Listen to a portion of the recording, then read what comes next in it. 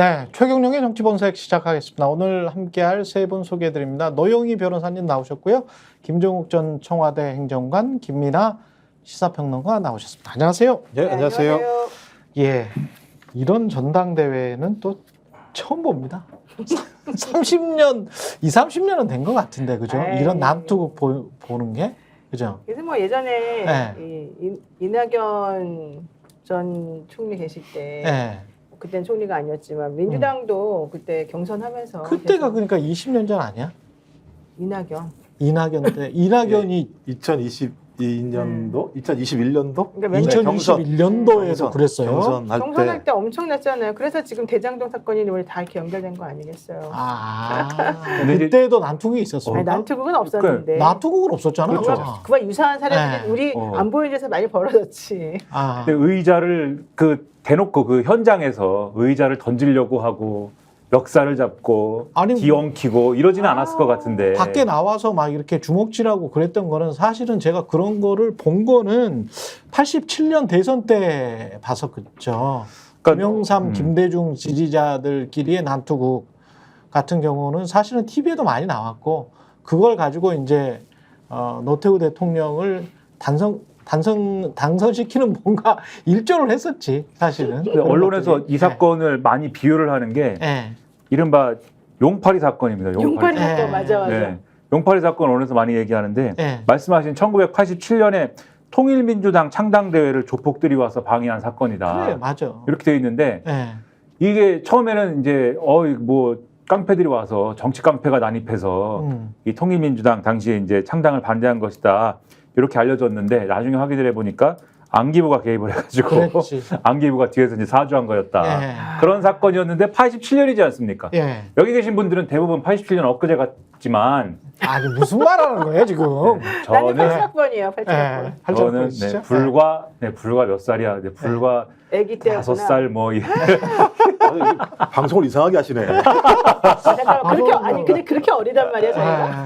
그렇게 옛날에 벌어진 일이었는데 네. 요새 또 아니, 집권 여당 전당대회에서 일어났다고 해서 난리다. 우리 저 시청자분들도 제 연령대 안팎으로 굉장히 많으시거든요. 그래서 그렇죠. 한번 보시죠. 그때를 상기해 보시면서 그때랑 비슷한가 아니면은 조금 좀 신형 UFC 기술이 좀 들어왔는지 뭐 난투국 영상을 좀 보시고 판단을 해보겠습니다. 예.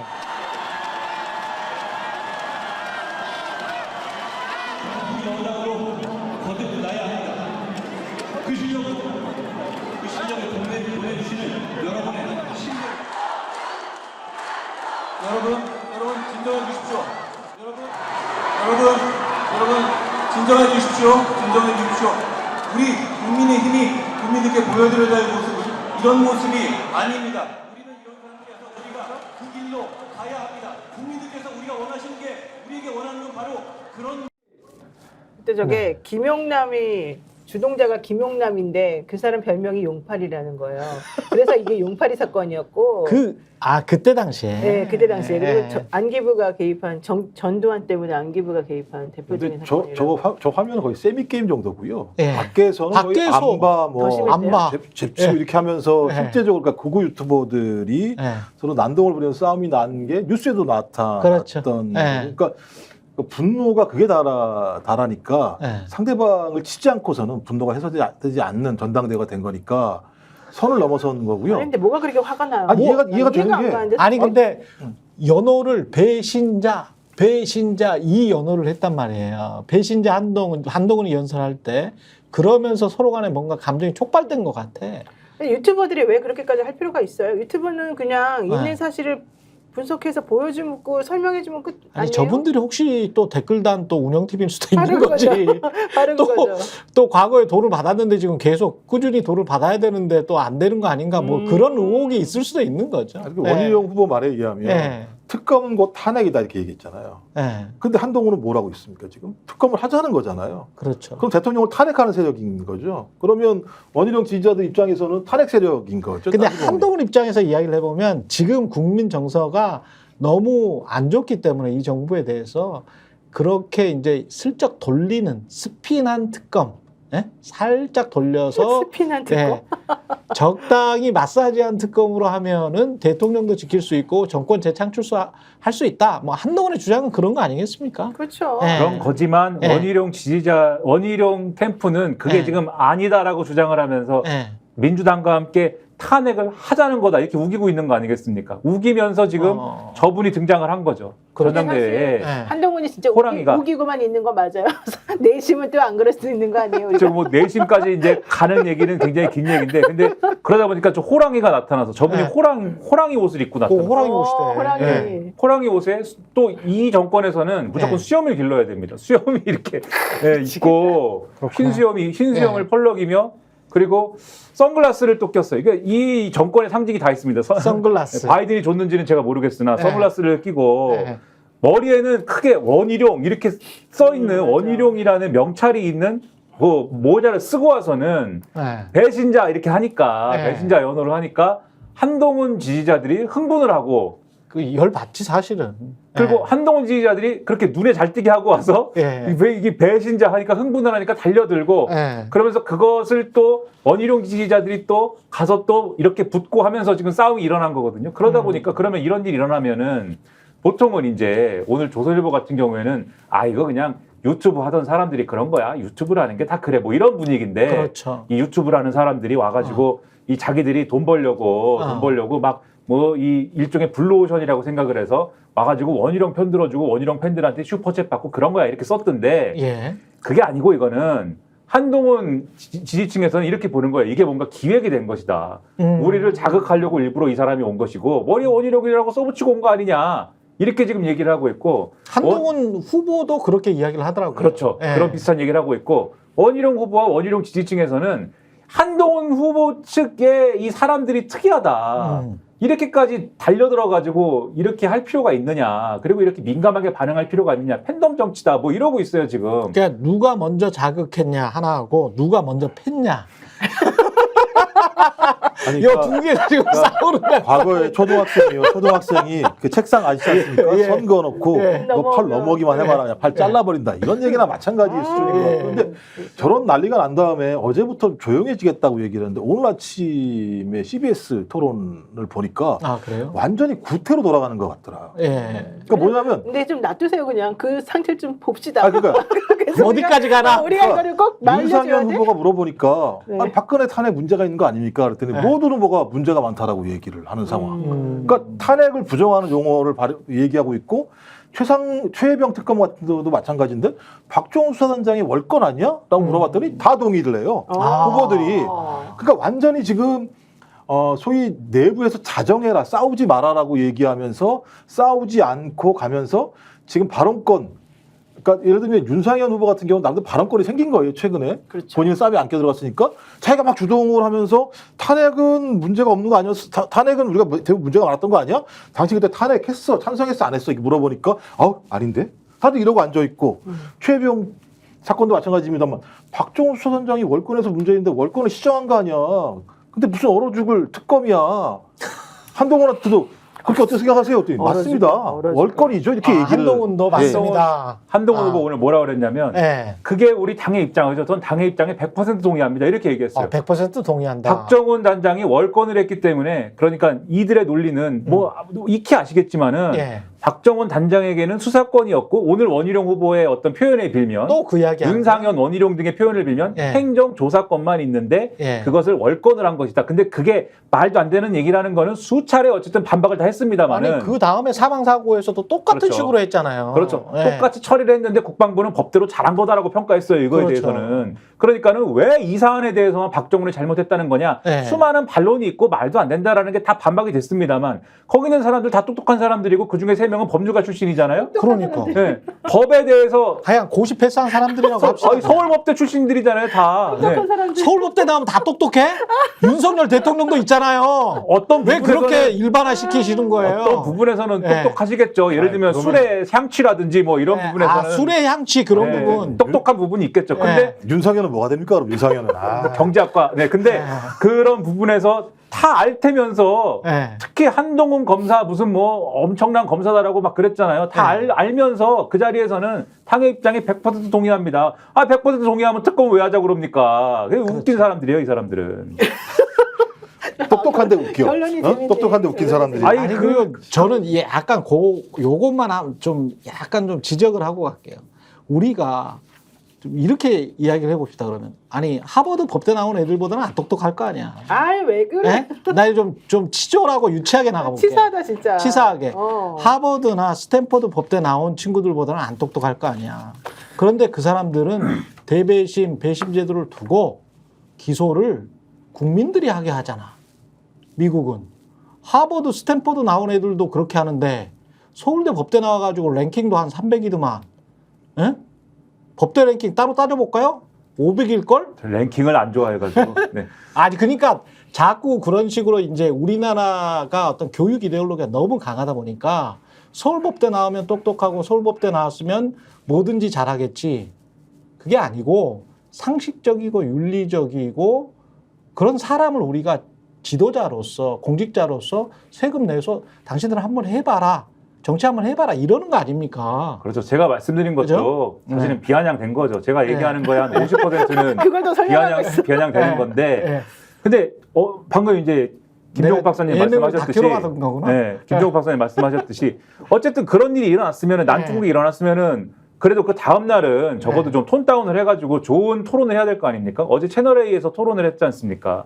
토론도 사실은 그렇게 젠틀하게 진행이 안 됐어요. 근데 재밌는 대목, 우리가 흥미를 느낄 만한 대목이 있었죠. 그게 뭐냐면 나경원 후보가 한동훈 후보한테 그랬습니다. 뭐 댓글 뭐 이런 거에 대해서 민주당이 특검을 준비하고 한다는데 특검 받을 준비나 하시오. 이렇게 얘기를 하고 예. 원희룡 후보도 한동훈 특검법 예를 들면 조국혁신당 이런 데서 한다는데 당신이 최상병 특검법에 대해서 뭐 제3자 추천이든 어쨌든 간에 하자고 하면서 마치 걸릴 게 없으면 해도 된다는 듯이 얘기를 하는 것 같은데 그럼 한동훈 특검도 받으시오. 뭐 이러고 있거든요. 그러니까 이거는 어떻게 보면은 자기들끼리 그렇게까지 싸우느냐라고 할 수 있지만 좋은 얘기일 수 있다. 이런 생각이 들고 한동훈 후보에 대해서는 지금 그런 얘기가 있잖아요. 장해찬 전 최고가 이렇게 다 얘기를 했는데 한동훈 댓글팀에 대해서 그 여론 조성팀에 대해서 이렇게 다 얘기를 했는데 이게 사실이 아니라면 허위 사실이라면 고소왕 한동훈은 오늘 장해찬 전 최고가 고소왕이라고 그랬더라고요. 고소왕 한동훈은 왜 장해찬을 고소하지 않느냐? 그렇지, 그건 이상해. 그렇죠. 그랬더니 어제 한동훈 나왔어요. 후보가 뭐라고 그랬냐면은 당내 선거에서 제기된 문제를 가지고 고소하는 거는 뭐 맞지 않고 이러면서 원희룡 후보가 허위사실 얘기한 것도 고소하지 않지 않느냐라고 하면서 뭐라고 얘기했냐면 예. 이게 정말 불법이라고 생각하면은 장해찬이 자수를 하면 됩니다. 이렇게 얘기했습니다. 이거 그것 좋다 그러면 네, 다 하십시오. 하면 재밌을 것 같습니다. 야. 자수를 하면 장해찬 전 최고위원만 수사를 하게 되나요? 좀 이해가 안 되는. 그리고 국민의힘은 말할 자격이 없는 게 브루킹 특검법이요. 누가 단식했습니까? 김성태 원내대표가 죽자 살자 단식해가지고 특검이 된 거예요. 맞아요. 동일한 사건이 벌어졌잖아요. 네. 특검을 안 할 하등의 이유가 없는 거고요. 그다음에 검찰에 맡길 수도 없는 게 한동훈이 어디 출신입니까? 아니, 법무부 장관일 때 그랬다잖아. 그다음에 또 검찰 출신이잖아요. 네. 저 특검 외에는 이 수사를 객관적으로 공정하게 수사할 데가 없어요.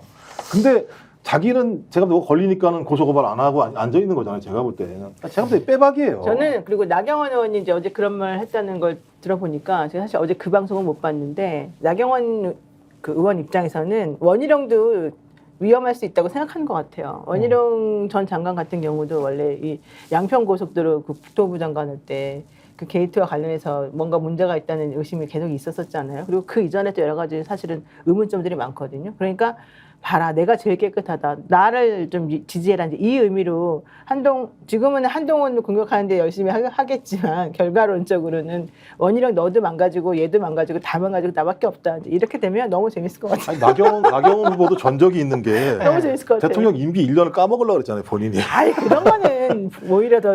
그게 되게 아파해요. 대통령 입장에서는. 근데 그게 이게 나를. 지금 양문석 의원이 계속 지금 댓글단으로 의심되는 계정이 어떤 댓글들을 달았다 이거를 계속 폭로를 하고 있는데 이게 만약 사실이라면 그리고 이제 이런 내용들이 한동훈 측이나 원희룡 측에도 다 전달이 됐고 국민의힘 지지자들도 이거 보고 있을 거란 말이죠. 근데 이제 화가 나긴 날 것 같아.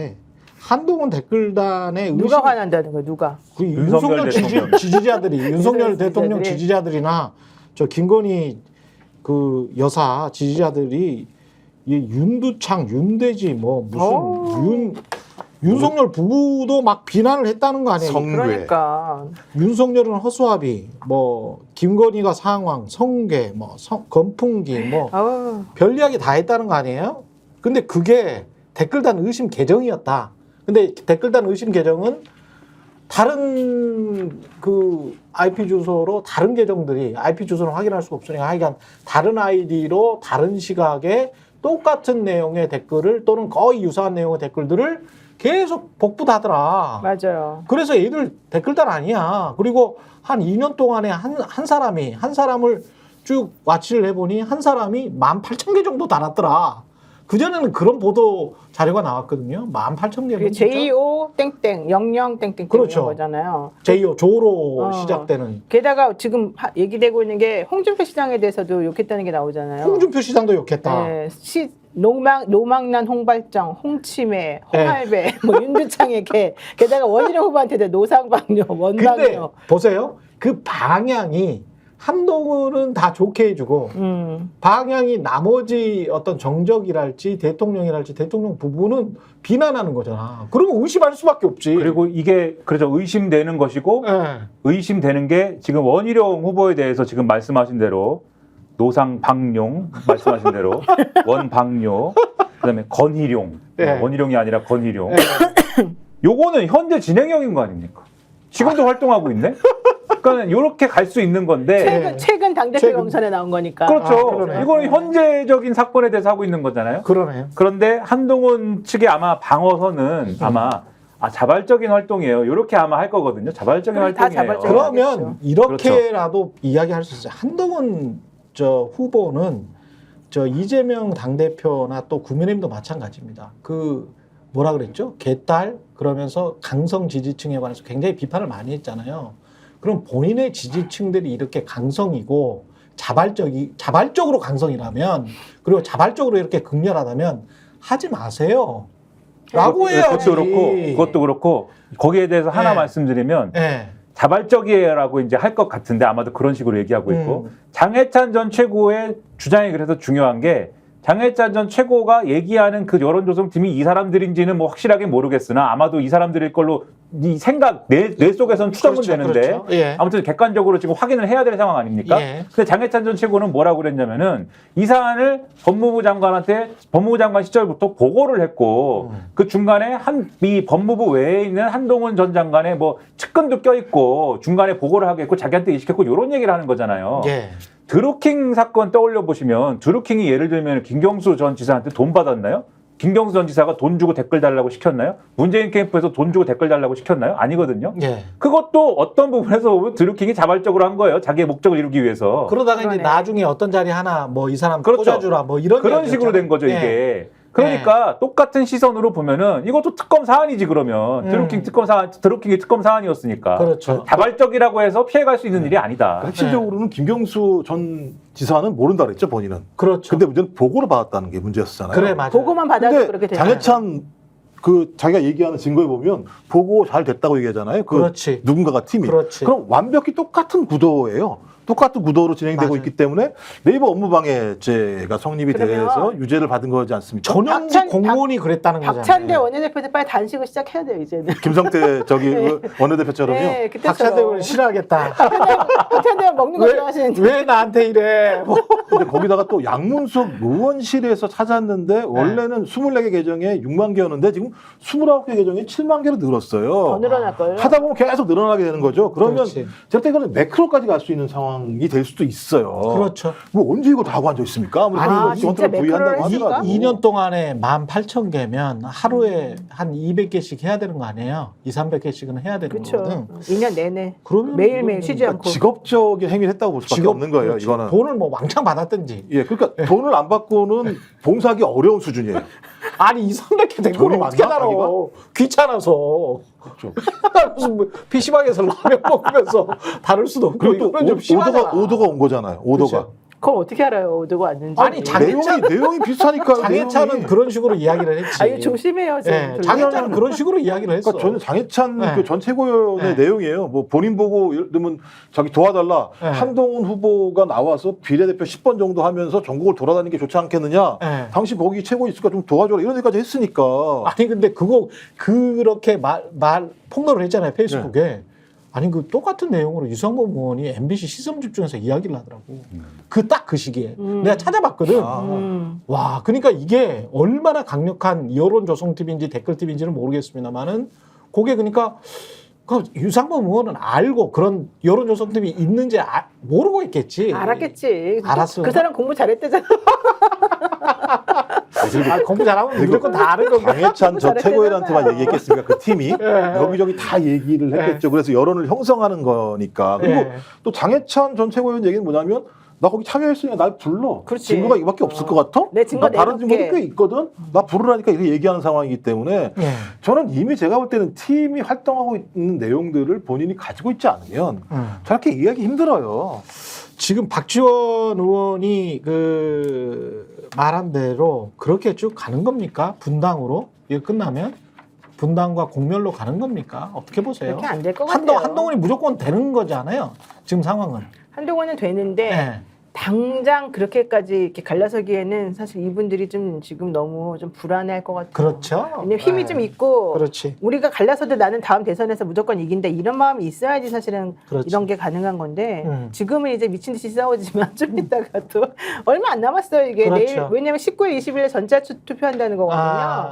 그리고 나면 사실 어느 정도 결론이 나와요. 그러면 이제 다음 주면 이제 이런 것도 끝나겠지. 다음 주면 또 이제 김건희 지키기, 윤석열 지키기로 그쪽으로 이제 가는 또 건가요? 한 목소리 내지만 이제 네. 이미 나온 것들이 많기 때문에 민주당에서 지금 공격하려고 준비하고 있습니다. 그러니까 제가 그래요? 박지원 의원님을 존경합니다만 네.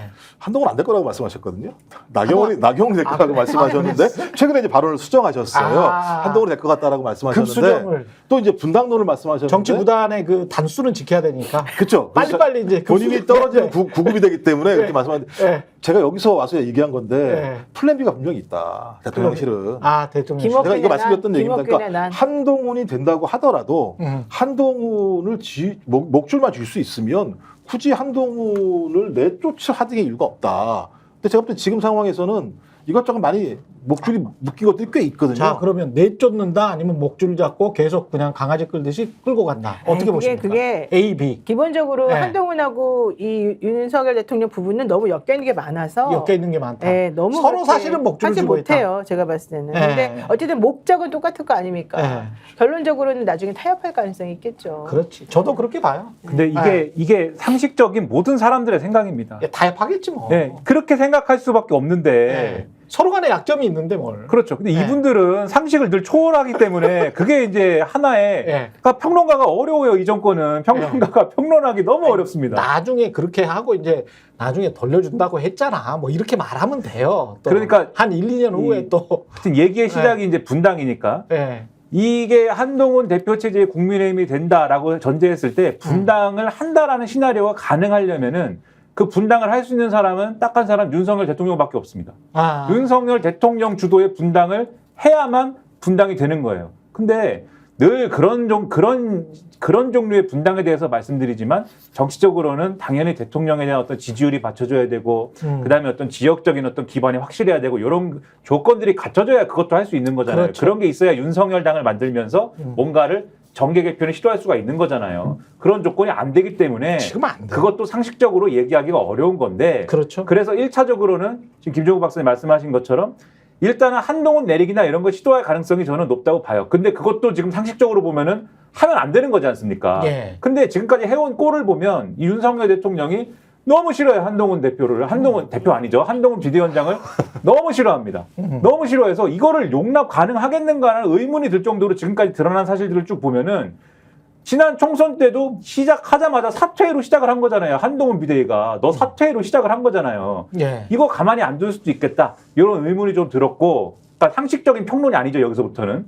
비상식적인 평론으로 갈 수 있겠다. 그래서 세간에 얘기하는 김옥균 프로젝트가 꼭 그 형태는 아니더라도 그 형태 김옥규는 무슨 죄입니까? 꼭 그런 형태는 아니더라도 김옥균을 제가 별로 좋아하지는 않습니다. 네, 그렇게 네. 근데 이제 네. 나름대로는 어쨌든 평가할 대목이 없진 않을 텐데 네. 아무튼간에 요게 뭔가 시도가 되는 국면이 있을 거고 이것도 안 먹히고 저것도 안 먹히고 이것저것이 다 안 되면 마지막에 억지로 하려고 하는 마음이 들 수는 있는데 뭔가 분당이라든가 정계 개편을 하려고 하는 마음이 윤석열 대통령이 들 수도 있는데 그것은 쉽지 않겠지만 하지만 예측하기 불가능하고 어렵다. 근데 결론이 듣다 보면은 무슨 말을 플랜 C도 있어. 뭐예요? A, B 그러니까 자른다 아니면 어쩔 수 없이 타협하면서 간다. 그리고 C는 윤석열 대통령의 지지율이 계속 이런 상황 그리고 이제 이 좀 이따 이야기하겠습니다만 VIP 로비 사건 있지 않습니까? 네. 그 최상병 수사외압 의혹 사건의 팩트가 한두 개라도 더 밝혀지면 도저히 견디기 힘들다. 그렇게 되면 정권 재창출의 마지막 노림수는 집권 여당의 입장에서 제가 말씀드립니다. 정권 재창출의 마지막 노림수는 야 그냥 개헌 받고 임기 단축하고 그리고 뒤를 보장을 해주는 제도는 없지만 뒤탈이 나지 않도록 그러니까 윤석열 입장에서 뒤탈이 나지 않도록 어떤 형사 소추를 나중에 대통령 끝난 다음에 안 할게라고 법적으로 보장해 줄 수는 없지만 정치적으로 암묵적으로 약속하는 선에서 뭔가 대타협을 본다. 도저히 나라가 이래 3년 가는 거는 좀 힘들다. 그래서 국민들한테 죄송하니까 그냥 그렇게 가서 지방선거 때 한꺼번에 치르자라고 하는 기존에 나왔었던 그 C. 이론이 있는데 그 이론에서 그래서 결과론적으로는 지금 이른바 사법 리스크라고 하는 걸 안고 있는 그 야당의 대표 주자들하고 뭔가가 좀 같이 돼야지만 이게 가능한 얘기다. 이런 얘기가 사실은 나오거든요.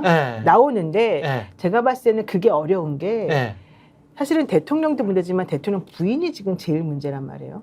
그렇지. 지금 대통령 스스로가 만약에 그런 문제가 발생했다 그러면은 그래도 대통령은 그런 타협선 상에서 뭔가 해결해 줄 수 있는 가능성이 좀 있어요.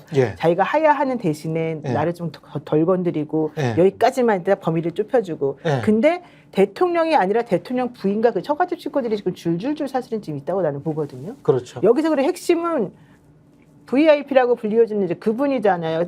특히 이종호 씨가 VIP라고 불렸던 바로 그분이라서 그렇게 타협해 나가기가 사실은 생각보다 쉽지가 않다는 거예요. 근데 저는 물론 뭐 제가 너무 경제를 좋아해서 그런지는 모르겠습니다만 아니 물론 대통령이 돈이 별로 없었어요. 지금. 그런데 대통령이 되고 난 다음에는 돈이 많아졌어요? 아니 연금이 있잖아.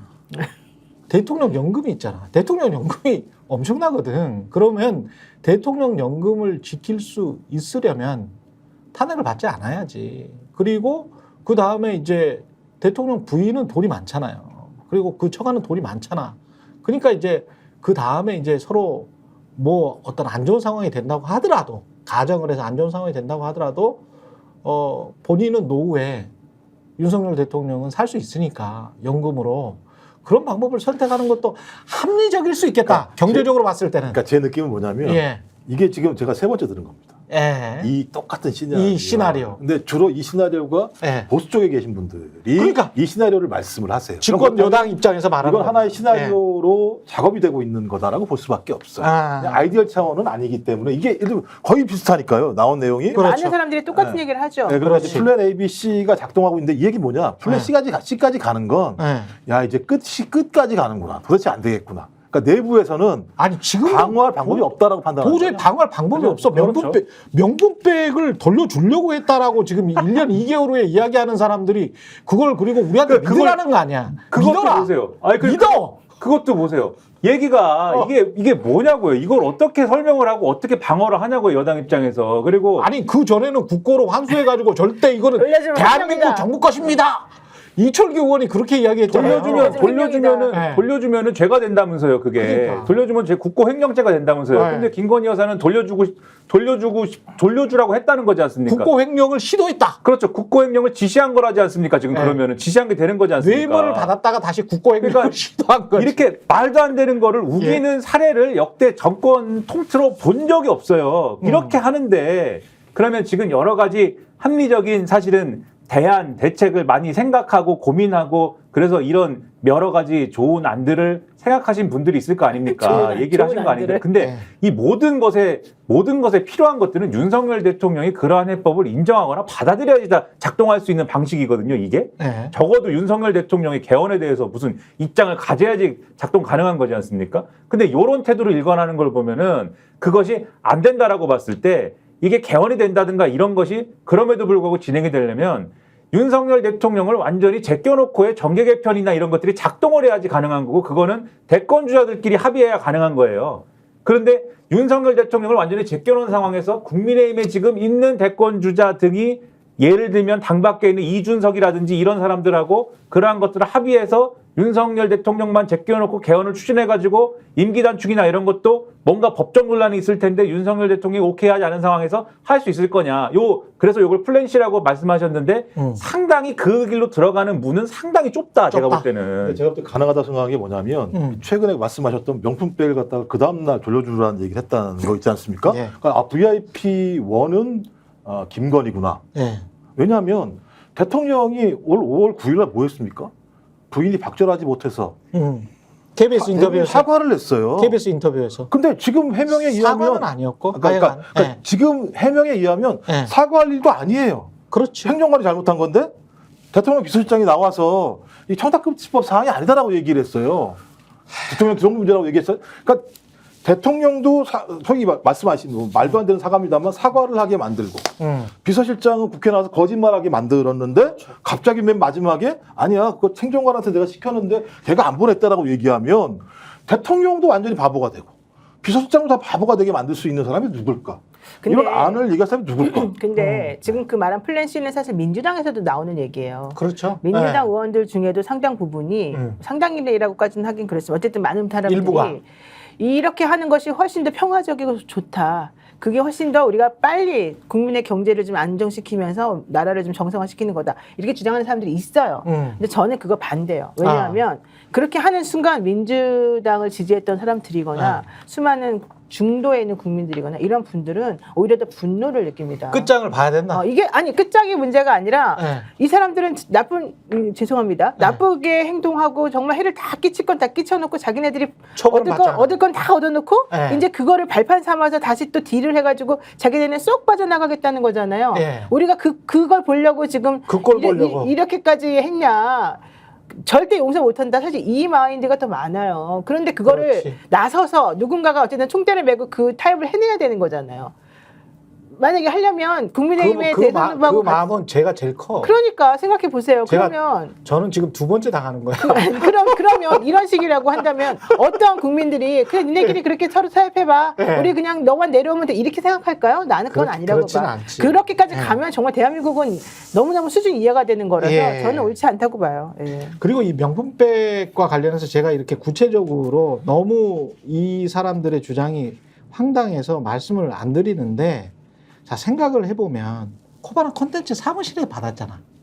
그 사무실에서 받은 영상이 있잖아요. 그렇죠. 그러면 그게 뭐 그렇게 한 다음에 그때는 이제 사저에 있을 때 아니에요. 그럼 관저로 이사를 했잖아.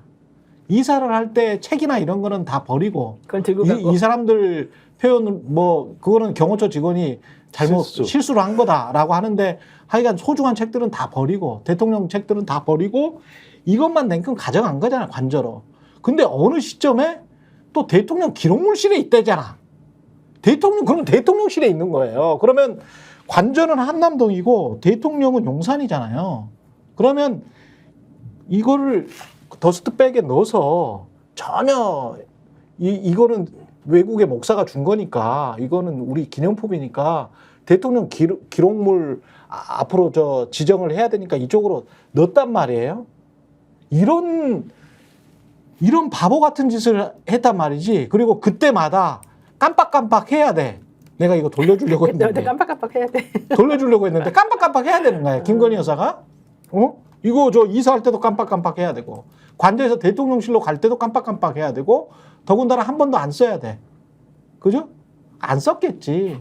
다른 명품백들 많을 거 아니에요. 그 금액에 그 네. 정도 수준은 별로 마음에 안 찼을 거예요. 마음에 안 차. 이분 같은 경우는 에르메스나 이 정도 쓰시겠지. 뭐 이렇게 디올백 쓰시겠습니까? 예. 근데 이 모든 상황을 예. 설명할 수 있는 단 하나의 방식이 있습니다. 예. 그거는 우리가 토이스토리의 세계에 살고 있다. 그래서 백이 살아있어갖고 자기가 차에 매달려가지고 아. 네, 주인하고 헤어지기 싫어서 아. 차에 매달려서 갔다. 야, 진짜. 네. 관저로 갔다가 네. 대통령실까지 갔던지. 대통령실까지. 버려도 자기가 스스로 막 그렇죠. 움직여서 막 거기까지 달려가서 달려서 네, 막 나 버리지 마. 어. 근데 이거 농담으로 한 말씀이고 네. 이런 의문이 제기되니까 어제 네. 새로운 버전의 변명이 나왔어요. 뭐라고 했냐면 어제 그러니까 지금까지 요 전날까지 우리가 아는 거는 유모 행정관이 디올백을 김건희 여사께서 이거는 바로 돌려줘라고 했는데 그것을 깜빡하고 돌려주지 않은 문제이다라고 설명한 거지 않습니까? 네. 그렇게 설명했더니 지금 쭉 말씀하신 것처럼 여러 가지 이해가 안 되는 사안들이 나온 거잖아요. 네. 그래서 어제 김건희 여사 측 변호사가 나와서 뭐라고 그랬냐면은 네. 그 돌려주라고 할 때 네. 바로 돌려주면은 최재형 목사가 부끄러울 수 있으니까는 좀 늦게 돌려주라고 했어요. 아, 좀 이렇게 늦게. 얘기를 했거든요. 그래서 늦게가 근데 언젠지는 없으니까 1년 2개월 동안 그렇죠. 네. 그렇게 얘기를 한 다음에 네. 그렇게 얘기를 해서 그러시냐. 아. 그래서 이제 기자들이 그러면은 확실히 그럼 그 기간 동안 늦게라는 그 기간에 해당하는 동안에는 명품백을 안 뜯으신 거네요. 네. 이렇게 했어요. 오후가 됐는데 새로운 설명이 또 나왔습니다. 근데 한 번 뜯긴 뜯었다. 참. 뜯어봤다. 한 번 뜯어봤다. 뜯긴 뜯었어. 뭔지 확인은 해야 되니까 한 번 뜯고 안 쓰고 다시 잠궜어. 한 번 뜯긴 뜯었다. 1년 몇 개월 만에 처음으로 한 번 뜯었다라는 게 확인이 됐습니다. 이제.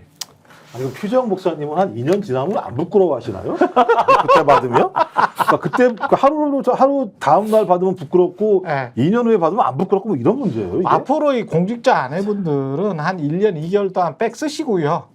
예. 그리고 깨끗하게 쓰시고 깨끗해야 됩니다. 예, 태까지 보관하셨다가 새 것처럼 놔두시고 1년 2개월쯤 후에 돌려주려고 했다. 아니 그런 경우 많잖아요. 이렇게 말하시면 됩니다. 외국에서도 물건 네. 샀다가 그대로 택 안 떼고 그대로 놔뒀다가 한번 입어보고 나중에 다시 반품하는 것 때문에 문제가 많대잖아요. 그래서 문제가 많지. 예. 아니, 전 이해가 안 되는 게 국민을 개돼지로 하는 건지 저렇게 아이고. 얘기하면 이해할 거라고 생각하는 거예요? 진짜 전 이해가 안 돼요. 그러니까 진짜 이렇게 말하는 뻔때라고 하죠. 이렇게 말하는 모양새 자체가 저 시나리오를 생각해낸 것 자체가 모욕입니다. 진짜 국민을 모욕. 개돼지로 생각하는 거예요. 제가 볼 때는 아예 국민은 어떻게 생각하든지도 사실은 상관이 없는 해명이에요, 이건. 그렇지. 그건 상관이 없고, 오로지 뭔가 아무 말이나 해. 검찰이 봐주기 논리를 만들 수 있을 만큼의 핑계. 이게 결국은 그래서 김건희 여사는 어쨌든지 간에 네가 뭐라고 얘기하든지 간에 검찰 당신들이 뭐라고 얘기하든지 간에 예.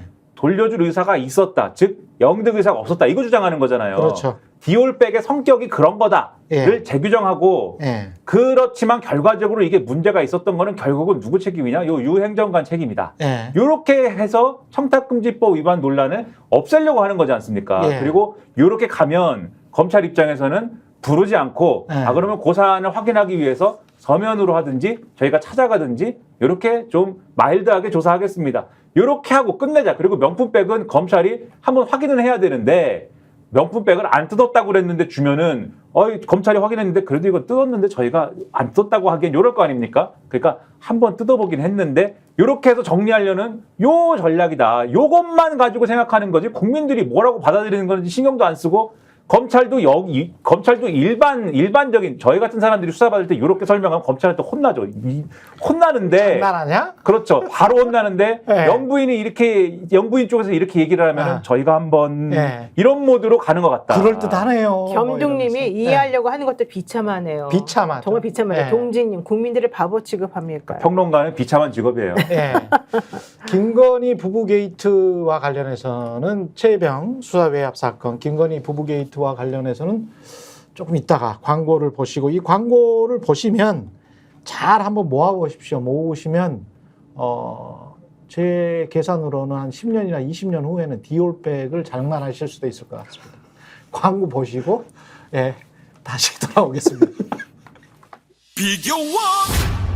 왜 아직도 3년 넘게 같은 통신사 인터넷 계속 쓰세요? 설마 바꾸기 귀찮다고 복잡하다고 그냥 쓰고 계신 건 아니시겠죠? 지금까지 이런 인터넷 가입 업체는 없었다. 인터넷 비교어. 인터넷 가입 시 47만원. 결합까지 적용하면 최대 200만원 상당의 요금 할인 혜택을 받을 수 있습니다. 요금 할인 혜택을 받을 수 있고 유심 변경 시 추가 혜택이 주어집니다. 무료 이 모든 게 설치당일 지급됩니다. 365일 언제든지 상담 가능하고 3년마다 놓치면 후회하는 혜택 절대 놓치지 마세요.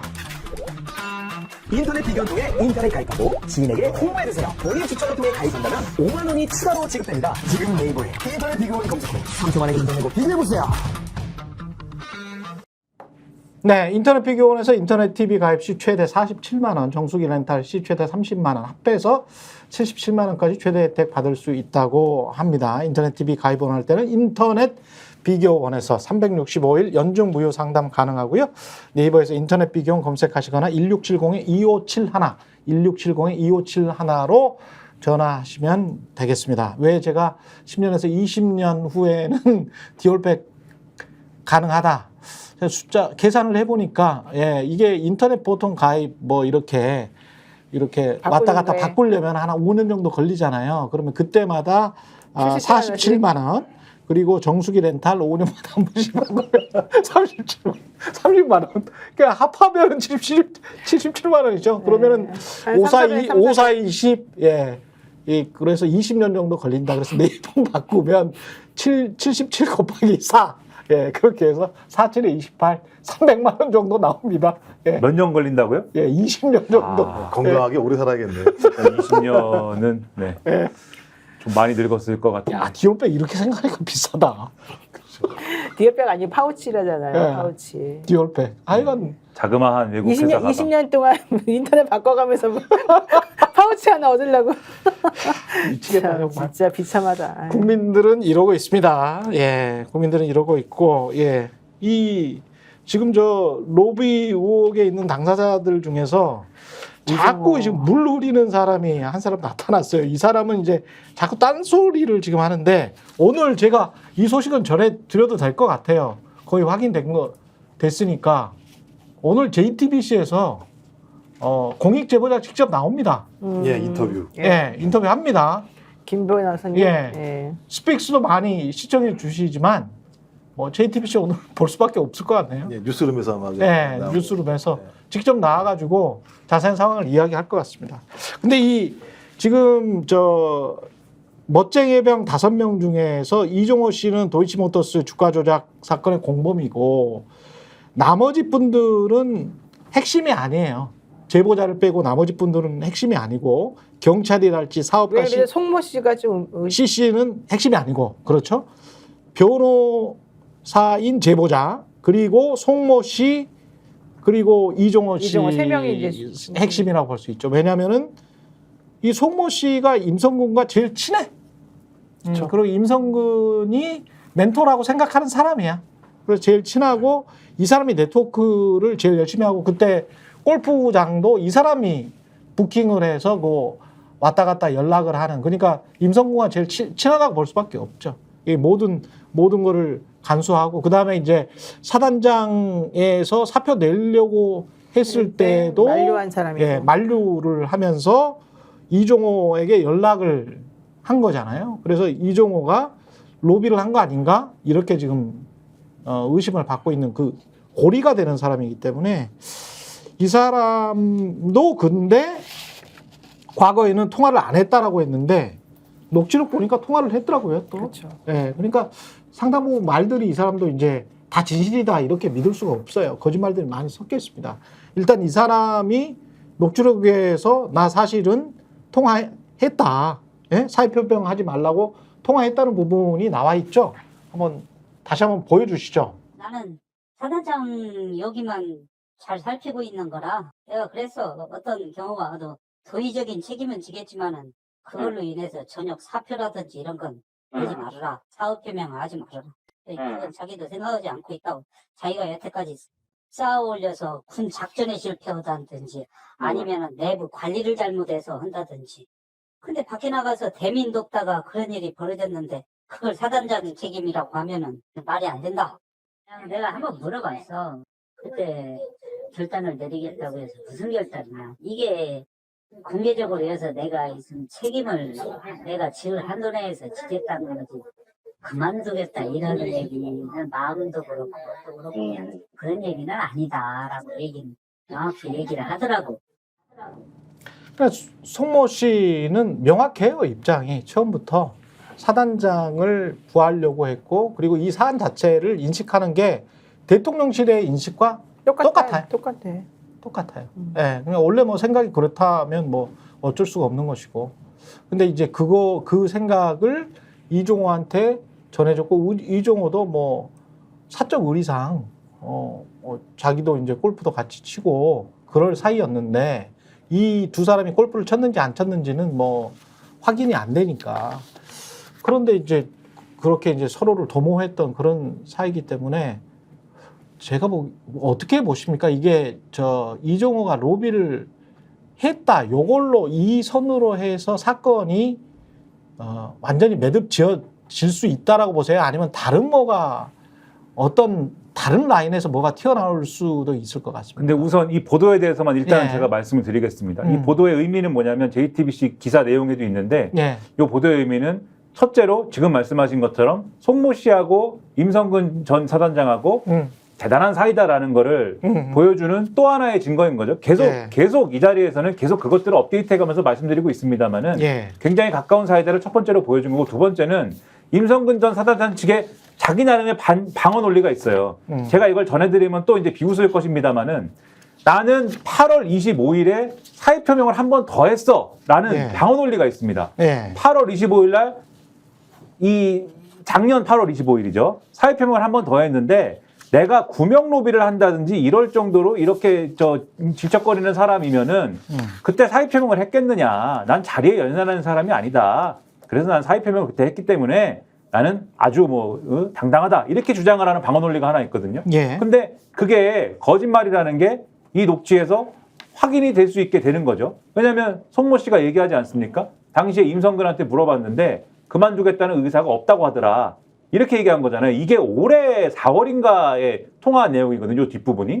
그렇기 때문에 임성근의 이 어떤 지어낸 얘기가 다시 한번 확인이 됐다. 이 두 가지 의미가 이 보도에는 있다. JTBC는 그렇게 평가하고 있습니다.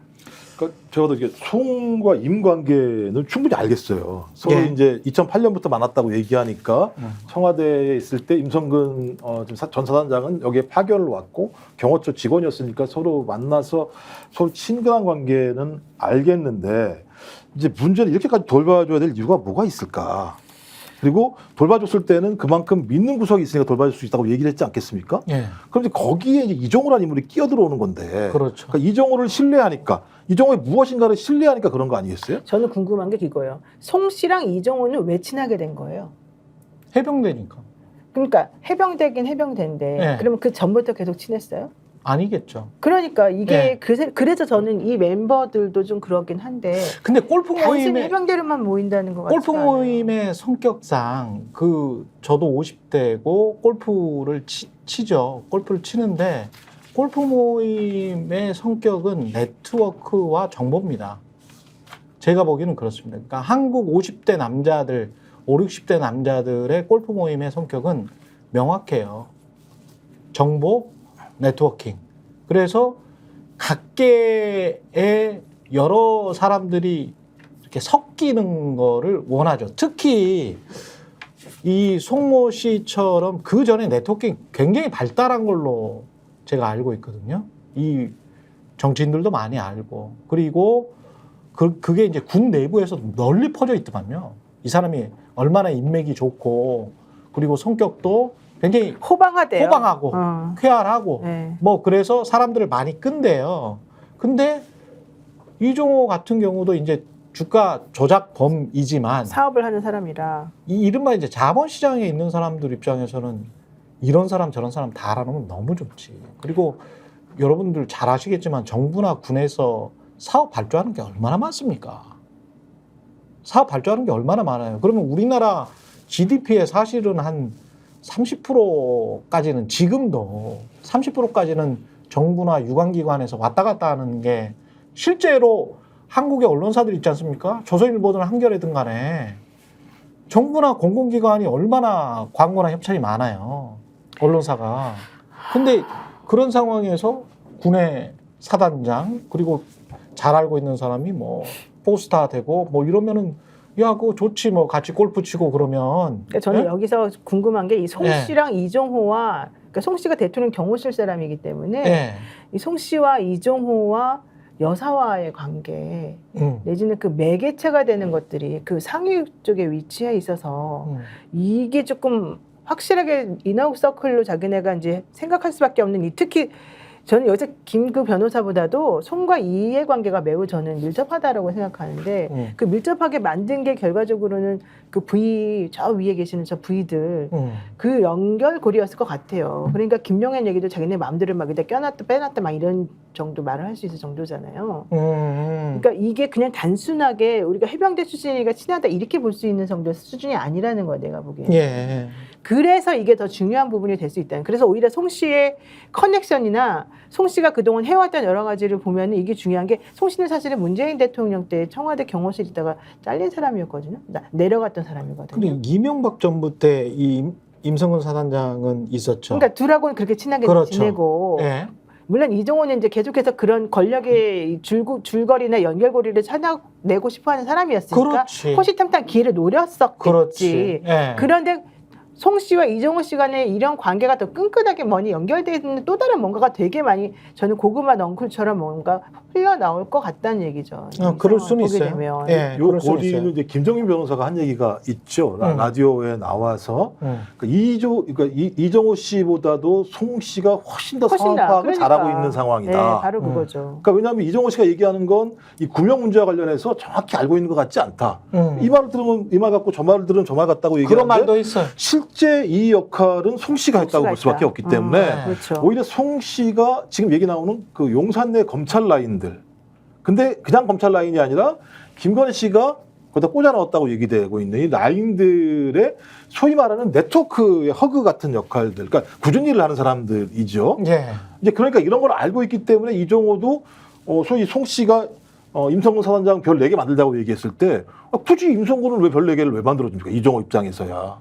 자, 그렇다면 이런 고리가 서로 협업 구조가 돼서 이익을 얻을 수도 있고 또 예를 들면 송 씨를 통해서 이종호 씨가 지금까지 본인의 전문적인 업종이었던 주가 조작과 관련된 다양한 네트워크들에 대해서 점검도 할 수 있고 꾸준히 일을 하게 할 수도 있는 수준이 분명히 있기 때문에 말씀하신 것처럼 지금 아직 나오진 않습니다만 송 씨가 구명운동 과정에서 어떤 키맨이다, 역할을 키맨이야. 했는지에 대해서 확인을 해봐야 될 것 같고 특히 만약에 송 씨가 용산에 있는 검찰 라인들과 통화하는 기록들이 나오기 시작한다면 제가 볼 때는 상당히 예를 들면 그건 전혀 그게 다른 되게 게 다른 복잡해지는 이야기죠. 완전히 예, 달라질 수가 복잡해진 구조로 갈 수 완전히 있죠. 달라질 수가 있고 이 김영철 부장검사에게 네가 좀 연결을 해가지고 계속해서 로비를 해라라고 말한 게 이종호거든요. 그렇죠. 그 이종호가 이 김모 변호사한테 그거를 연결을 해주는 거잖아요. 그렇죠. 김영철 검사하고 이제 친하게 된 계기는 결국은 특검 사무실에서 그때 당시에 이제 일을 했을 때랑 윤석열 대통령이랑 한동훈 당시에 차장이랑 같이 이제 움직였을 때 그 라인들이었었어요.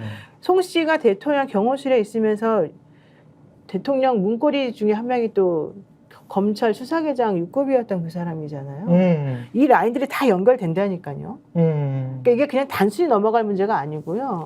강희구 씨. 네, 지금 다 같이 연결이 되는 라인들이라고요. 그렇지. 그런데 네. 여기서 그 사람들이 원하는 거는 나는 이렇게 권력의 연결고리를 찾아줄 수 있어. 돈은 누가 벌게 해줄래? 이거예요. 강희구 부속실장이 누구랑 연결된다고? 광일 부속실장은 네. 대통령의 문고리잖아요. 그렇죠. 그 사람이 검찰 사무계장으로 검찰계장으로 있다가 그랬었지. 올라간 사람이잖아요. 이 송 씨도 그 라인들하고 연결이 이렇게 좀 되는 걸로 제가 안다니까. 그리고 아마 7월 31일 날 오전에 회의 있기 전에 네. 강희구 씨가 통화를 해요. 했지. 예. 예. 그러니까 이제 거의 시발점이에요. 따지고 보면 네. 이게. 강희구 실장. 그러니까 네. 강희구가 왜 이걸 했을까? 두 가지 중에 하나겠죠. 대통령의 지시를 받았거나 아니면 강희구가 뭐 구명을 받았거나 구명 요청을 받았거나. 강희구가 임기훈과 통화를 하는 게 8시 한 40 몇 분인가 그런데 그때부터 시작해가지고 한 대여섯 번을 하죠. 그렇죠. 예. 그날. 그래서 강희구가 갑자기 부속실장이 국방비서관한테 전화할 이유는 없거든. 이 사안 아니라면. 그러면 강희구는 누구로부터 전화를 받았을까가 의심스러운데 송 씨일 수도 있어요. 송 씨일 수도 있는데 송 씨의 말을 전하면서 이종호 씨가 그렇게 이야기를 했잖아요. 절대 사표 내지 말라고 했다. 그러니까 아니 나는 그래서 요즘 아. 그런 생각이 드는 게 이종호는 자기 말대로 허풍을 쳤을 가능성도 높다. 그리고 전화도 안 했다? 아니. 전화는 직접은 못하고 이제 딴 사람 통해서 자기가 뭔가 한두 개는 연결하려고 했겠지. 아. 근데 실제 이 사건의 핵심 키맨으로서 역할을 한 사람은 송 씨다. 이종호 본인보다는. 더 적극적이었던 거는 맞습니다. 예, 더 적극적으로. 처음부터 더 적극적이었고 송모 씨가 그렇죠. 훨씬 더 사안을 더 파악하고 있었고 그 네트워킹이 더 그쪽하고 그렇죠. 더 잘 돼 있었을 그 것이다. 사안을 파악한 것 그대로 사실은 대통령실이 그 의도에서 그대로 한 것이고 지금 근데 말을 그건 보면 똑같아요. 사후에 그런 건지 사전에 그런 건지는 알 수가 없습니다. 아니 송 씨의 말을 딱 들어보면 대통령 말이랑 똑같아요. 그렇지. 그럴 수 있지. 완전 똑같아요. 근데- 또 할 수 있는 건 정정범 메모예요. 메모한 내용이 저 내용이랑 똑같은 거예요. 똑같아요. 사표 내지 말고 그냥 휴가 처리해. 누구누구는 수사하지 마. 이 두 가지가 핵심적인 거였잖아요. 근데 이제 이 송 씨가 한 말 중에 뭐 쌍욕을 하면서 박정훈 대령에게 쌍욕을 하면서 오버한 거라 그랬거든요. 오버한 거. 수사단장이 오버한 것이다. 근데 수사단장이 오버한 것이다라는 거는 지난해 그러니까 이 사건이 일어났을 때 있지 않습니까? 이 사건이 일어났을 때 8월에 국방부 출입기자단에 그 국방부가 풀한 내용이 수사단장이 오버한 거라는 거예요. 망상. 예. 그러니까 국방부 출입 기자들이 들은 내용과 똑같아. 근데 시점은 뭐 누가 더 빠르다, 늦다 이거는 제가 이제 확정해서 말할 수는 없죠. 녹취록이 일시가 한정이 돼 있기 때문에.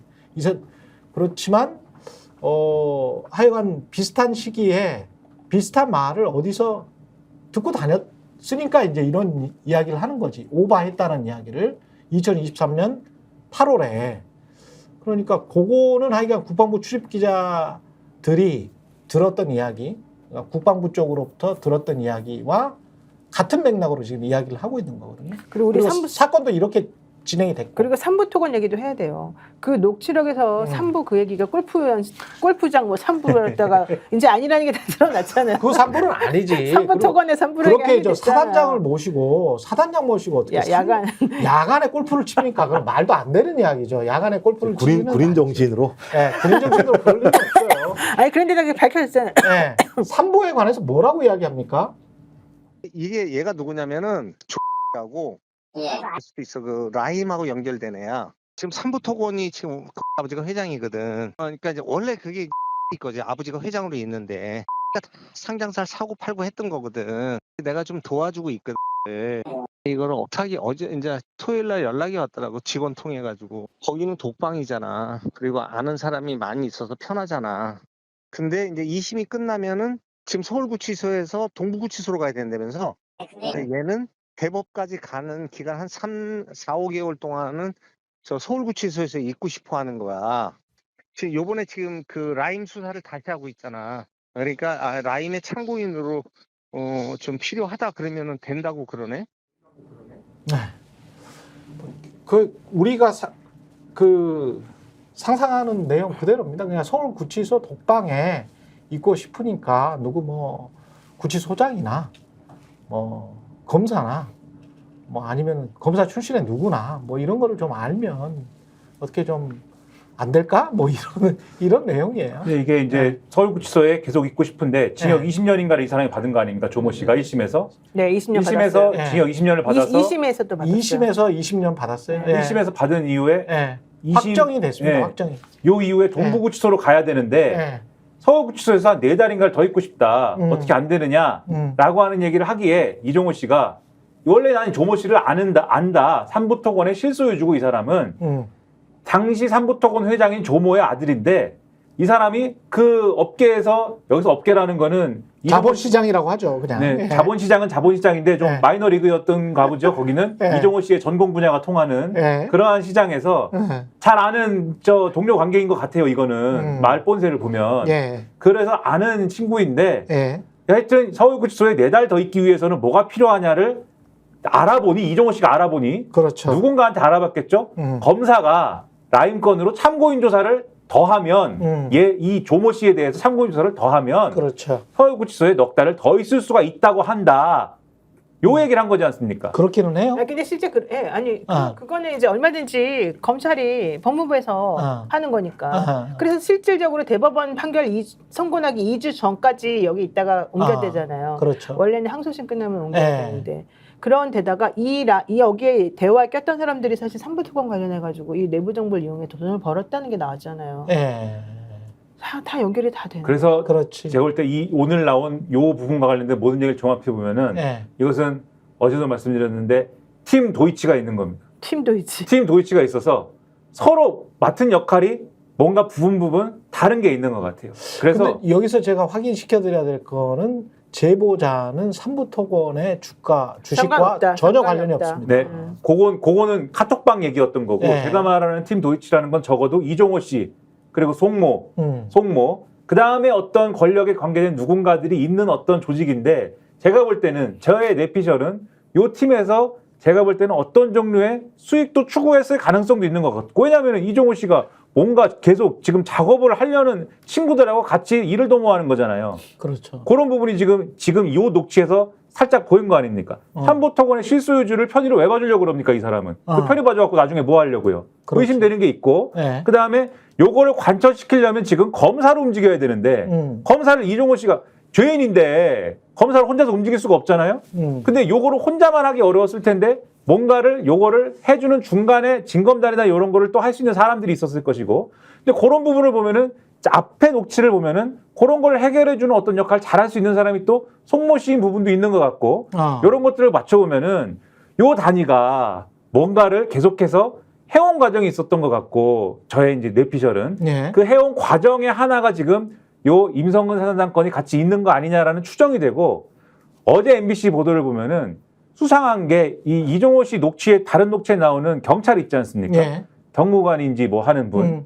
이분이 치안감 승진을 하려다가 안 된 분이잖아요. 조씨. 네. 이거는 승진을 시켜주고 싶었는데 이종호가 안 됐다. 그래가지고 이종호는 역시 허세꾼이야. 이렇게 된 거 아닙니까, 얘기가. 네. 근데 어제 MBC 보도를 보니까 이분은 승진을 안 한 이유가, 못한 이유가 따로 있어요. 그렇죠. 따로 있고, 그거는 뭐 다른 수사 외압을 행사해가지고 이분이 요거 걸려가지고 윤희근 경찰청장이 직접 이놈은 징계해. 이래가지고 요게 안 된 건데, 근데 징계가 안 됐다는 거 아닙니까, 실제로는. 그렇죠. 징계가 막혀버리고 예. 윤희근 경찰청장이 구두로 이 경고한 직권 경고로 끝났다는 거 아닙니까? 예. 그러니까 이거는 인사는 승진하는 거는 안 됐을지 모르지만 징계는 막은 로비가 되는 거기 때문에 근데 이것도 이종호 혼자 힘으로 할 수 있나요?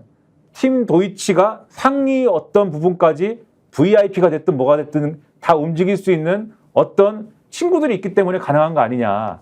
수상하다 이겁니다. 그러니까 이거 세 라인으로 봐야 되는 주가 조작 문제 하나 하고요. 예. 또 하나 아까 말씀하셨던 것처럼 인사 문제에 대한 개입 문제 하나 하고요. 그다음에 공수처 문제예요.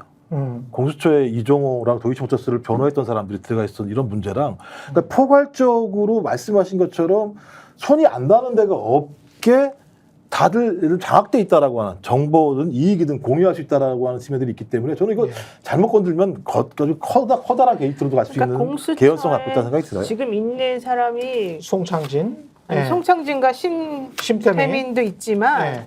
사실은 윤석열 대통령하고 특검을 같이 했던 팀이 또 들어가 있잖아요. 그렇죠. 그렇죠. 예. 그러니까 공수처에서 실제 사실 오동훈 공수처장은 힘을 못 써요. 그 사람은 수사도 안 해봤을 뿐더러 판사 출신이기 때문에 잘 모르는데 실제 여기서 핵심적으로 일하고 움직이는 사람들은 송창진 그다음에 뭐 김성규 뭐 누구 그렇죠. 해서 진짜 많거든요. 예. 심태미만 있는 것도 사실은 아니고. 아, 그럼요. 예. 그러니까 이 사람들이 전부 다 자기네끼리끼리 다 끌어주고 밀어주고 해갖고 사실은 공수에 다 들어왔어요. 원래 처음에 일기에 있던 사람들도 아니에요. 그렇죠.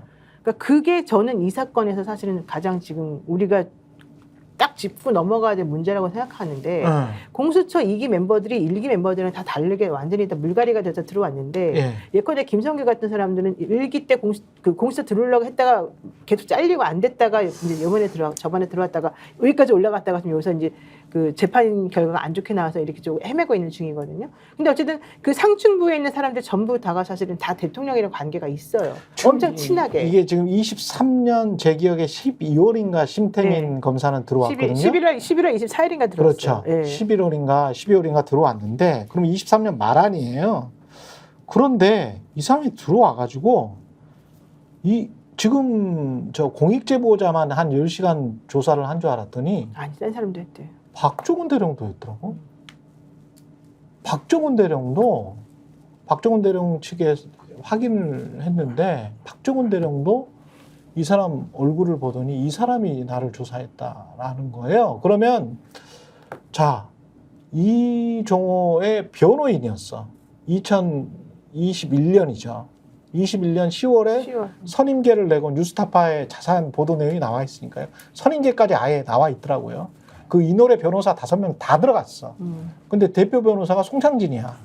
지금 차장 대행이야. 그리고 김주석. 쭉 들어가 있죠. 그다음에 이제 심태민이 심태민. 있어. 그러면 구속영장 할 때 보통 대표 변호사가 가가지고 해야 되잖아요. 몇 시간 동안 해야 되니까. 그러면 송창진이 이종호를 몰랐을 리가 없는 거야. 너무 그 가까운 사건이잖아요. 그 큰 사건이고 구속영장 사건이고 수임료 높은 사건이에요.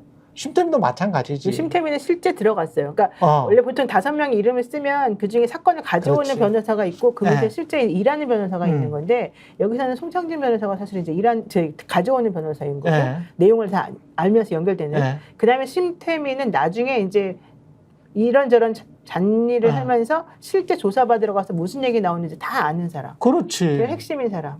그렇게 들어가 있어요. 그런데 이 사람들은 그러니까 도이치모터스 상황도 너무 잘 알아. 주가 조작 관련해서 너무 전화 잘 알죠. 이종호 너무 잘 알아.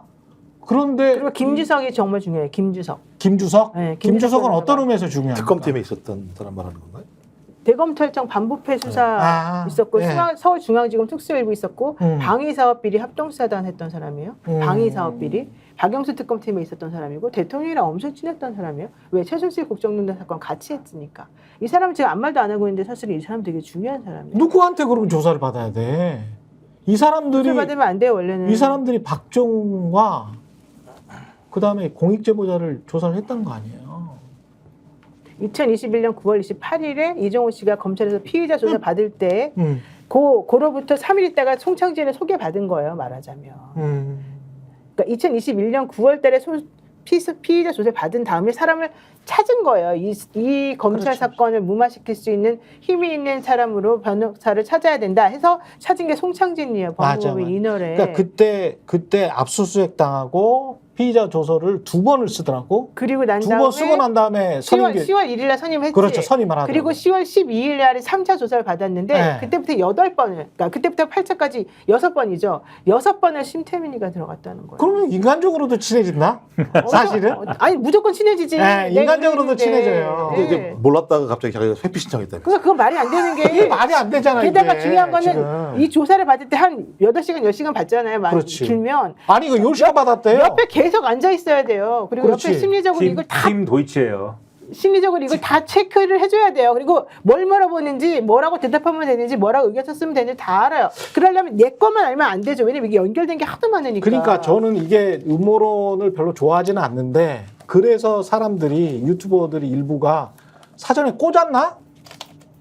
그런 의심도 있고 그런 이야기까지 나오는 꽂았다면 거예요. 이들의 임무는 뭡니까? 조사받는 사람들 패를 먼저 보고 먼저 팀- 다 알아버렸잖아. 팀 도이치에 가서 감독님께 보고드리고 팀원들 공유하고 근데 그게 그리고 나서 저는 이상한 게 7월 1일 날에 공익제보자가 가서 10시간 동안 조사 받잖아. 7월 3일 날에 갑자기 권성동이 공익제보자 이름까지 이야기하면서 제보 공작이라고 정치 공작이라고 치고 나오잖아요. 아니 그리고 이 사람들이 이종호망은 변호한 것도 아니에요. 그 민 씨도 같이 변호했어요. 민씨도 변호했네. 네, 이종호 매젠가 뭐 그 사람 공범이죠. 그러니까 김건희 여사의 주가 조작에 아주 밀접하게 연결되어 있는 수많은 사람들 다 한 거예요, 사실은. 독일 팀이에요. 그래서 독일 팀, 네. 독일 대표팀. 게다가 핸드폰도 받아서 갖다 줬어요, 그 사람이. 그렇지. 신 변호사가 어. 이 민 씨 핸드폰이 원래 검찰에 압수돼 있었거든요. 예. 그걸 돌려줘요. 그때 그 민 씨는 외국에 있어가지고 그렇죠. 없었는데 도망갔죠. 그걸 부인이 선임을 해가지고 그 사람이 대신 대리인으로 해서 받아갖고 와요. 그 얼마나 많은 정보를 알고 결국은 있겠어요. 특검 아니면 이 모든 사안을 털고 갈 수가 없어요. 이렇게 해서 흐지부지 넘어가겠다? 아유. 그것도 엄청난 특검이어야 됩니다. 예, 네. 이거는 도저히 국민들이 절대 용납 안 합니다. 예, 그러니까 사실을 아까- 알고 있는 국민들은 절대 용납 그러니까 안 아까 말한 플랜 C는 정말 하면은 정말 오히려 큰일 난다. 그렇지. 플랜 C 한 생각도 하지 말아라. 예. 이걸 말하는 거죠. 여기까지 하겠습니다. 예, 내일도 정치본색 10시 50분에 돌아오겠습니다. 예, 잠깐만요. 노영희 변호사, 김종욱 전 청와대 행정관, 김민아 시사평론가. 이 지난번에 이거 저 소개를 안 해줘가지고 김종대 전 의원한테 어제. 혼났어요. 왜? 예? 해야 돼. 끝날 때 좀 저 이름 다시 한 번만 불러줘라. 워낙 진행에 대한 네. 어드바이스가 많아요. 그 네. 김종대 전 네. 의원님이. 네. 근데 선거도 별로 없는데 앞으로. 아니 뭐 저 스타일이 다 다른데 예 그래서 뭐 그래도 김종대 전 의원님이 말씀하시니까 저는 따르겠습니다. 아유. 핫해서요. 예, 예, 따라줘야 됩니다. 따르겠습니다. 너무 핫하니까. 예, 내일 오전 10시 50분 다시 뵙겠습니다. 고맙습니다. 고맙습니다. 저희가 얘기할 때 오셔가지고 라이브로 관전하시기 바랍니다. 반드시 주변 사람들 데리고 오시기 바랍니다. 구독, 좋아요, 알림 설정 해주시기 바랍니다. 좀 살려주십시오, 저 좀.